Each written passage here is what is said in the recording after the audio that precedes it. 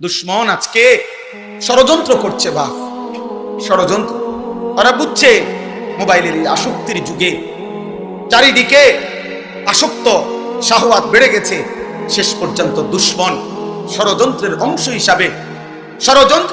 হিসাবে আজকে পরিকল্পিতভাবে সুনির্দিষ্টভাবে হিন্দু যুবক অসংখ্য যারা মুসলিম মেয়েদের সাথে হারাম প্রেমের সম্পর্ক গড়ে তাদেরকে বেইজ্জতি করছে, ধর্ষণ করছে, ব্যভিচার করছে, ইমানদার বোনকে শেষ পর্যন্ত লাঞ্ছিত করছে। ওরা জানে প্রেমের সস্তা অফার দিলেই কাজ হয়ে যাবে। দোস্ত আমার, বন্ধু আমার, অতএব দয়া করে সুকৌশলে এই কথা প্রচার করা হচ্ছে যে প্রেমের কাছে ভালোবাসার সামনে ধর্ম টেনে আনা ঠিক না। সবার উপরে মানুষ সত্য, প্রেম সত্য, ভালোবাসা সত্য। আল্লাহ বলছে না বেটা, নবী বলছে খোদার কসম বিবাহ বহির্ভূত, স্বামী স্ত্রীর ভালোবাসা ব্যতীত, স্বামী স্ত্রীর প্রেম ব্যতীত বিবাহ বহির্ভূত ছেলে মেয়ে নারী পুরুষের যেই কোন সম্পর্ক, এটা জেনা, এটা জেনা, এটা জেনা, এটা জেনা, এটা ব্যভিচার, এটা ব্যভিচার, এটা ব্যভিচার, এটা বেহায়াপনা, অসভ্যতা ছাড়া আর কিচ্ছু। বিবাহ বহির্ভূত প্রেম হয় না, বিবাহ বহির্ভূত ভালোবাসা হয় না। ভালোবাসা শুধুই স্বামী স্ত্রী, ভালোবাসা শুধুই কি ওয়াজআলা বাইনাকুম মাওয়াদ্দাতান ওয়া রাহমা। কোরআন শরীফে আল্লাহ বলছে আমি আল্লাহ স্বামী স্ত্রীর মধ্যে দিয়ে দিলাম ভালোবাসা এবং দয়া মায়া। কোরআন শরীফের আয়াত। আল্লাহ আমাদেরকে হেফাজত করুন। কিশোর ভাই, নওজোয়ান ভাই, আরেকটু সচেতন হও, আরেকটু সচেতন। এত পাগল হইও না ভাইয়া, এত মাতাল হইও না। যে চাহিদা আল্লাহ দিয়েছেন ওই চাহিদা আল্লাহ পূরণ করুন। ক্ষুধা যিনি দিয়েছেন খাবারের ব্যবস্থা তিনি রাখছেন। ওলামায়ে কেরামের এই পরিষদ থেকে আমরা তোমাদেরকে উদাত্ত আহ্বান জানাই আগামীর ইসলামের জন্য, মাহাদির সৈনিক হওয়ার জন্য, দাজ্জালের বিরুদ্ধে লড়বার জন্য, পৃথিবীর সমস্ত বেঈমানের বিরুদ্ধে দাঁড়াবার জন্য, ইমানের পতাকা হাতে দাঁড়াবার জন্য তুমি রেডি হও ইনশাআল্লাহ। বলো ইনশাআল্লাহ। 30 বছরের নিচে যাদের বয়স তারা দাঁড়াও নওজোয়ান, বলো ইনশাআল্লাহ, বলো ইনশাআল্লাহ। আল্লাহর জন্য লড়বো ইনশাআল্লাহ, দ্বীনের জন্য লড়বো ইনশাআল্লাহ। আল্লাহ তোমাদেরকে তৌফিক দান করেন, আল্লাহ তোমাদেরকে হিম্মত দান করেন, আল্লাহ তোমাদেরকে কবুল করেন। বউ ভাই, বউ বসো বাবা, বসো।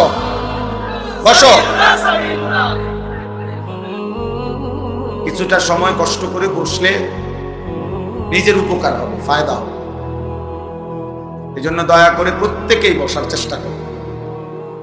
নওজোয়ান তোমরা বসো, এই যে সামনে যারা দাঁড়ায় আছো বসো ভাই, সওয়াব হবে বললাম আমি। বসার চেষ্টা করো সবাই, যেটুক সম্ভব। আর চাপানোর কোনো সুযোগ নাই, কাজেই বসলে পিছনে ফায়দা হবে, সওয়াব বেশি হবে।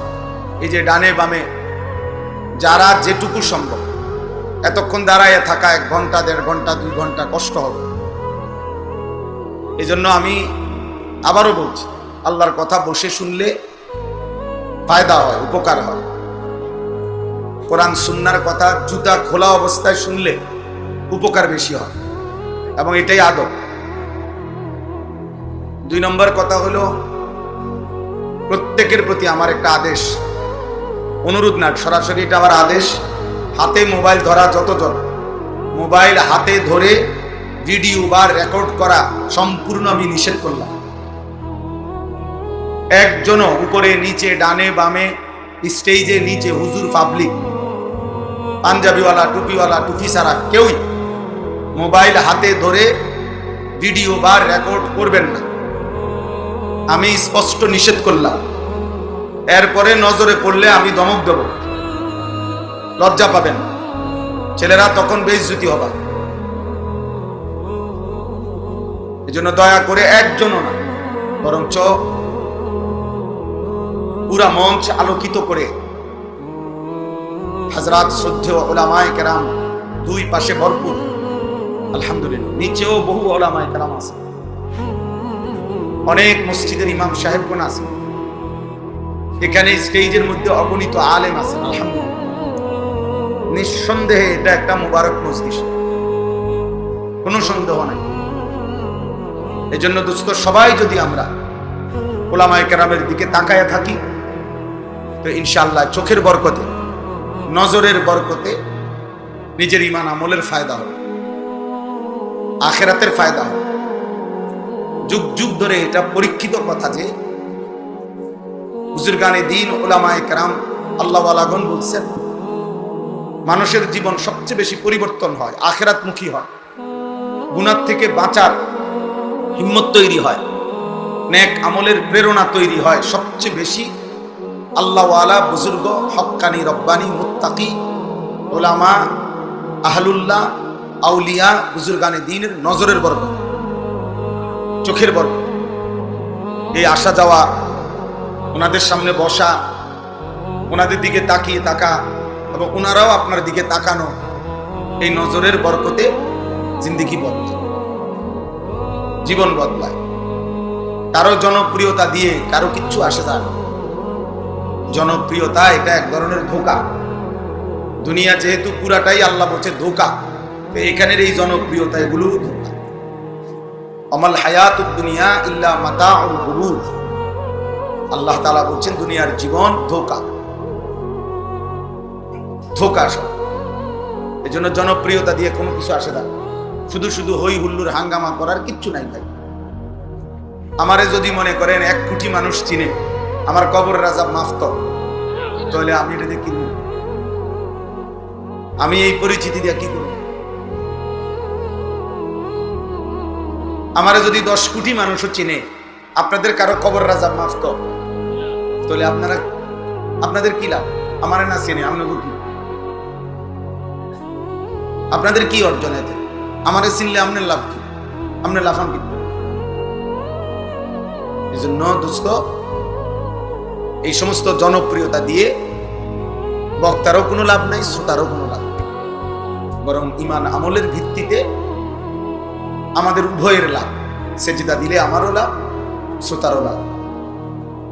একটা গুনাহ ছেড়ে দিলে আমারও লাভ, শ্রোতারও লাভ। আল্লাহ তাআলার এক এক হুকুমের গোলামি করলে আমারও লাভ, শ্রোতারও লাভ। ইমামেরও লাভ, মুসল্লিরও লাভ, পীর সাহেবেরও লাভ, মুরিদ সাহেবেরও লাভ। এজন্য মূল বিষয় তো এটাই, তাকওয়া। সমস্ত মুমিনের কাছে আল্লাহ তাআলা চেয়েছেন ইত্তাকুল্লাহ, তাকওয়া চেয়েছেন। বারবার কোরআনুল কারীমের মধ্যে আল্লাহ তাআলা এটা বলছেন, ইয়া আইয়ুহাল্লাযীনা আমানুত্তাকুল্লাহ ইত্তাকুল্লাহ ইত্তাকুল্লাহ ইত্তাকুল্লাহ। হে মুমিন, তাকওয়া অবলম্বন করো, তাকওয়া অবলম্বন করো, তাকওয়া অবলম্বন করো। তাহলে সমস্ত মুমিনের কাছে আল্লাহর চাওয়া তাকওয়া। কি বলেন? তাকওয়া। আমার কাছেও এটা আল্লাহ চাইছে, আপনার কাছেও এটা চাইছে। হে ঈমানদারগণ, এর মধ্যে আমিও অন্তর্ভুক্ত, আপনারাও অন্তর্ভুক্ত, আপনারাও অন্তর্ভুক্ত, আমরা সকলেই অন্তর্ভুক্ত। অতএব আল্লাহ তাআলা আমাদের সকলের কাছে চেয়েছেন তাকওয়া, ইত্তাকুল্লাহ। তাকওয়া কি? তাকওয়া 2 জিনিস, তারকুল মুনকারাত, ফি'লুল খায়রাত। সমস্ত গুনাহ ছেড়ে দেওয়া, সমস্ত আদেশ পালন করা, এরই নাম তাকওয়া। অথবা তাফসীরের মধ্যে এভাবে আছে, তাকওয়া মানে কি? আইয়ুতাআ ফালা ইউসা, সর্বদা আল্লাহ তাআলার আনুগত্য করতে থাকা, কখনোই আল্লাহর বিরুদ্ধাচরণ, নাফরমানি না করা, গুনাহ না করা। আইয়ুশকারা ফালা ইউকফার, সর্বদা আল্লাহ তাআলার শুকর আদায় করতে থাকা, কখনোই আল্লাহ তাআলার অকৃতজ্ঞ না হওয়া, এটা তাকওয়া। আইয়ুযকারা ফালা ইউনসা, সর্বদা আল্লাহ তাআলাকে স্মরণ করতে থাকা, আল্লাহ তাআলার জিকির করতে থাকা, আল্লাহকে ভুলে না যাওয়া। এই 3 জিনিসকে তাকওয়া বলে। অথবা ওই প্রথম যেটা বললাম, ওই 2 জিনিসকে তাকওয়া, একই কথা। গুনাহ ছেড়ে দেওয়া, আল্লাহ তাআলার আদেশ পালন করা। এই জন্য দোস্ত, এটা বহুত জরুরি বিষয়। আমাদের প্রত্যেকের বিবেক অনুভূতি জাগানো দরকার। মোবাইল হাতে ধরে রাখলে মনোযোগ হয় না, এটা আমার তাজরিবা, অভিজ্ঞতা। মোবাইল হাতে ধরে রাখলে মনোযোগ হয়, বারবার ওই লোকটা মোবাইলটার কথাই মনে পড়ে, সে সারাক্ষণ এটার দিকে তাকায়। এইটারে ছোট করে বড় করে আগায় পিছায়, চারিদিকে সবাই ঘুরায়, পাবলিক উড়ায়, স্টেজ উড়ায়, সদর বদরায় সম্ভব। এরপরে জিগাইবেন যে কি বললো হুজুর, যা বললো ওই যে মোবাইলে আছে দেখেন তো, আপনি কি শুনছেন হেটা না বলবেন। বলবে না আমি তো কিছু শুনি নাই, শুনছে তো মোবাইলে, আমি তো শুধু ঘুরাইছি না। এই জন্য এটা উপকার হয়। হাকিমুল উম্মত মুজাদ্দিদুল মিল্লাত হযরত মাওলানা শাহ আশরাফ আলী থানভী নাফারাল্লাহু মারকাদাহু হযরত বলছেন, মানুষের অন্তর, মানুষের দিল একই মুহূর্তে দুই জিনিস ভাবতে পারে না। এটা মনোবিজ্ঞানের কথা। এক মুহূর্তে মানুষ দুইটা ভাবতে পারে না, একটাকে সরাইয়া আরেকটা ভাবতে হয়। এই জন্য কারো দিলের মধ্যে যদি এই মুহূর্তে মোবাইলের কল্পনা থাকে তো নিজের কল্পনা আসবে, নিজের ঈমান আমলের অনুভূতি জাগবে। অথচ আমাদের উচিত সর্বপ্রথম জিম্মাদারি আমাদের নিজের ঈমান আমলের ফিকির করা। প্রত্যেক পুরুষ এবং নারীর প্রথম দায়িত্ব, আমি পুরুষ আনিসুর রহমান, আমার প্রথম জিম্মাদারি আমার ঈমান আমল, আখিরাতের হেফাজত, এটার খেয়াল রাখা। পুরুষ মাত্রই আমার প্রথম দায়িত্ব এটা। পৃথিবীর কেউ আল্লাহকে না মানে আমাকে সেজদা দিতেই হবে। পৃথিবীর কেউ গুনাহ না ছাড়ুক আমাকে ছাড়তে হবে। এই হলো প্রথম দায়িত্ব। আলাইকুম আনফুসাকুম, আল্লাহ বলছে হে ঈমানদার নিজেকে আঁকড়িয়ে ধরো। কু আনফুসাকুম, হে ঈমানদার নিজেকে জাহান্নামের আগুন থেকে বাঁচাও। ওয়াসতাবির আলাইহা, আল্লাহ বলছে নিজে নামাজের উপরে মজবুত থাকো। ফাকাতিল ফি সাবিলিল্লাহ লা তুকাল্লাফু ইল্লা নাফসাক, আল্লাহ বলছে হে নবী বন্ধু আমার, আপনাকে বলছি যদি আপনার সাথে আপনার একজন সাহাবীও যুদ্ধের ময়দানে না থাকে তবে আপনি একাই আল্লাহর পথে জিহাদ করেন।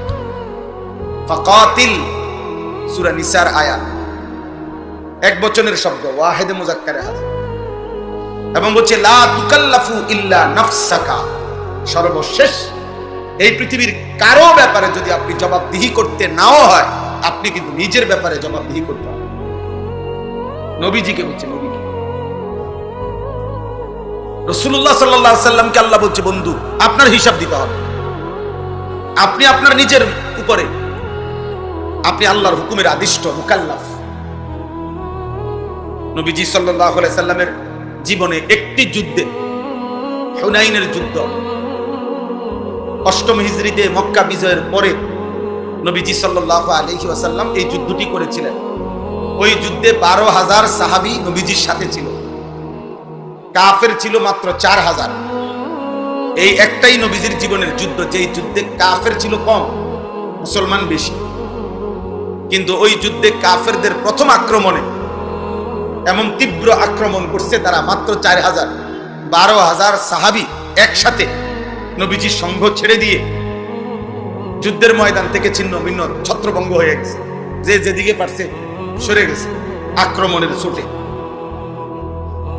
কিন্তু তারিখের মধ্যে আছে নবী সাল্লাল্লাহু আলাইহি ওয়াসাল্লাম ওই কঠিন মুহূর্তে ময়দানে, যুদ্ধের ময়দানে একাই আপন জায়গায় দাঁড়িয়েছে, এক সুতা তিনি নড়েননি,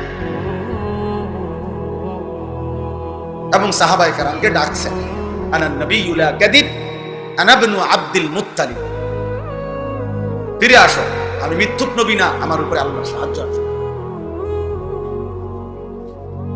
তাইলে নবীজি সাল্লাল্লাহু আলাইহি সাল্লাম যদি বলতেন মাওলা আমার সাথে 12,000 ছুটে গেছে এই জন্য আমিও ছুটে গেছি, না, আল্লাহ বলবেন বন্ধু 12,000 সাহাবী ছুটে যান, আপনি দৌড় দিলেন কেন? আপনারটা বল, হয় হেরারটা হেরারে জিগান, আপনারটা বল, আপনি দৌড় দিছেন কেন? এই জন্য নবীজি দেখাইছেন যে না, আমি দৌড় দেইনি, আমি আপন জায়গায় দাঁড়িয়েছি। কেন?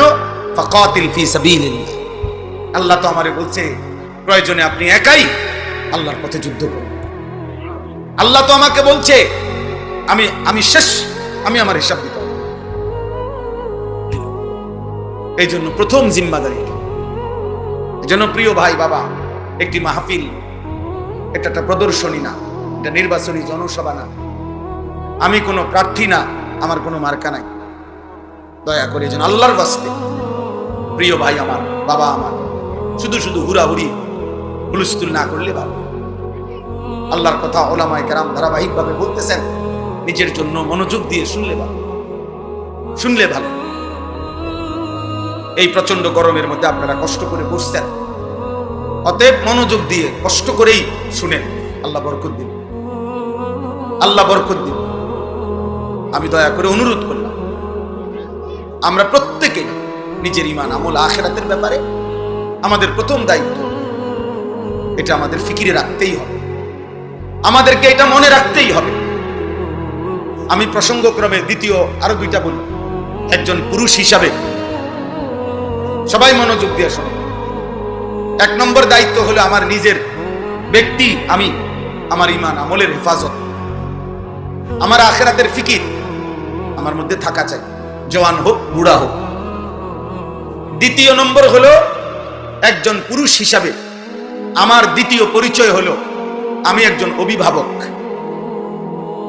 অতএব আমার অধীনস্থ যারা, তাদের প্রত্যেকের ঈমান আমল আখিরাত হালাল হারাম, তাদের ইবাদত বন্দিগির প্রতি নজর রাখা, তাদেরকে ইবাদত আমল আখিরাতের ফিকিরে অভ্যস্ত করা, আল্লাহর কসম এটা আমার প্রতিদিনকার দায়িত্ব, এটা আমার নিয়মিত দায়িত্ব। প্রতিদিন হায়াত আছে ততক্ষণ। এই ছেলে, এই অপদার্থ কোথাকার, বের হবে ডান থেকে, বেটা বাইর হবে, এটা ওইখান থেকে একজন শ্রোতা জায়গা দেয়, তুমি উঠোন থেকে মোবাইল এটা আলগি দিলা কেন, কারে উঠাও, আবার ব্যাটকায় বেওকুফ কোথাকার। এখন কেমন লাগলো? এখন যে ধমক শুনলা ভাল লাগছে নি? এখন আমি কি সুন্দর করে বলি নাই? কথা বলেন না কেন? বিষয়টা কি আমি বুঝায় বলি নাই? তাইলে খামখেয়ালি মনে করছো? হ্যাঁ, সাবধান। আমি সোজা কথা, আমি সংখ্যা দিয়ে করব কি বাপ? আমি 15 বছর আগে, 20 বছর আগে 4 জন মানুষের সামনে বয়ান করছি, 10 জন মানুষের সামনে বয়ান করছি। এখন একেবারে পুরো আমার মনে আছে, আলহামদুলিল্লাহ। আমি 5 জন 10 জন মানুষের সামনেও আল্লাহকে সাক্ষী রেখে বলতেছি, 4 ঘন্টা লাগাতার বয়ান করছি, 4 ঘন্টা, গড়ির ঘন্টা, কোনো অসুবিধা নেই, এটা কোনো বিষয়ই না। অনেক মানুষ, কম মানুষ, কোনোটাই সফলতা কিংবা ব্যর্থতার কিছু না। মহান আল্লাহ রাব্বুল আলামিন গ্রহণ করা, কবুল করা, এটা হলো মূল বিষয়। আল্লাহ গ্রহণ না করলে 100 কোটি মানুষও কিছু আসে না, কোনো ফায়দা নাই। বললাম না, জনপ্রিয়তা ধোঁকা, ধোঁকা। এর জন্য দোস্ত মনোযোগী হওয়া দরকার, সাফ কথা। যত মানুষ আলহামদুলিল্লাহ মনোযোগী হয় আল্লাহর কথার প্রতি, মসজিদের ইমাম সাহেবের বয়ানের প্রতি, কোন উলামায়ে কেরামের কথার প্রতি, যেই লোকটাই চোখ দিয়া তাকাইয়া আন্তরিকভাবে মনোযোগ দিয়ে শুনে, ধীরে ধীরে তার জিন্দেগির পরিবর্তন হয়, জীবন বদল। ইমাম সাহেবের কথাতেই বদলাবে না, না সারা দেশের জনপ্রিয় হুজুর হইতে হবে, এটা কোনো জরুরি না। হেদায়েতের জন্য, আল্লাহর দয়া হওয়ার জন্য আপনার মসজিদের ইমাম সাহেবের বয়ানই যথেষ্ট। রাসূলুল্লাহ সাল্লাল্লাহু আলাইহি ওয়াসাল্লাম ইমামের জন্য খুদ নবী নিজে দোয়া করছেন, আল্লাহুম্মা রশিদিল আইম্মা, আল্লাহ ইমামকে আপনি সঠিক পথ দেখান, কারণ তার পিছনে অনুসরণকারী অনেক।